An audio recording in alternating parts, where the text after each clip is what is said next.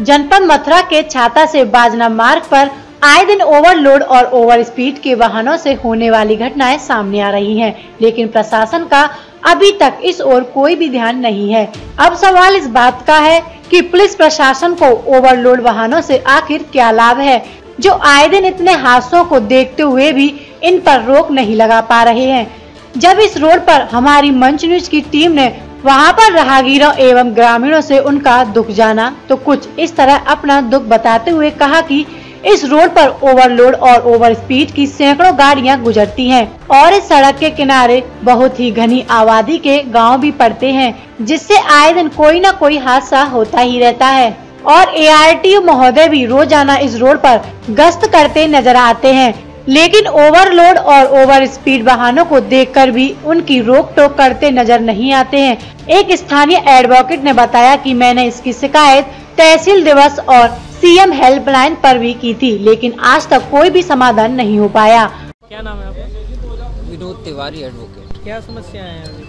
समस्याएं ये हैं कि मैंने 18/12/2018 को दो प्रार्थना पत्र दिए थे तहसील दिवस के माध्यम से। एक प्रार्थना पत्र, प्रथम प्रार्थना पत्र मेरा ये था कि जो शेरगढ़ छाता रोड पर ओवरलोड वाहन जो गिट्टी से बहुत ही ओवर भरे हुए निकलते हैं, जिससे रोड की क्षमता नहीं है, उससे ज़्यादा अधिक भार वाहन जो निकलते हैं, जिससे कि रोड चटकता है, उसके बाद उखड़ना शुरू हो जाता है, क्योंकि उस रोड की क्षमता ही नहीं है उससे ज़्यादा बाहर। लेकिन मैंने कई बार पहले भी शिकायत की थी, लेकिन आज तक कोई कार्रवाई नहीं हुई। उसके बाद मैंने दूसरा प्रार्थना पत्र उसी दिन ये दिया था कि जो रोड जैसे तैसे कई वर्षों के बाद ये रोड का जो निर्माण कार्य चल रहा था, गड्ढा मुक्तिकरण निर्माण कार्य चल रहा था, तो उस पर जो सामग्री का जो प्रयोग किया जा रहा था वो बहुत ही घटिया किस्म की सामग्री का प्रयोग किया जा रहा था। तो उसमें मैंने गुणवत्ता की जांच के लिए एक प्रार्थना पत्र दिया था।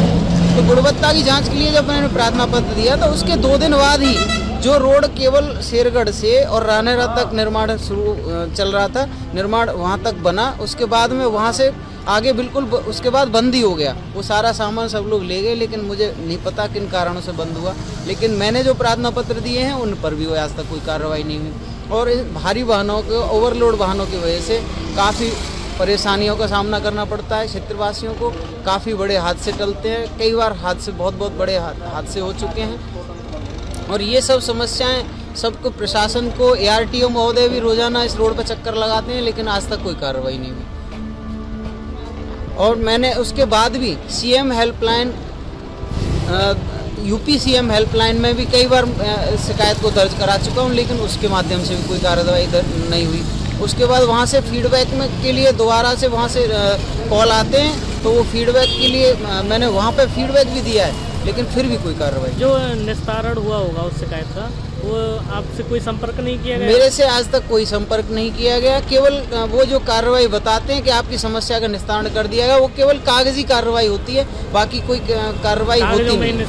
कागजों में ही निस्तारण कर दिया जाता है।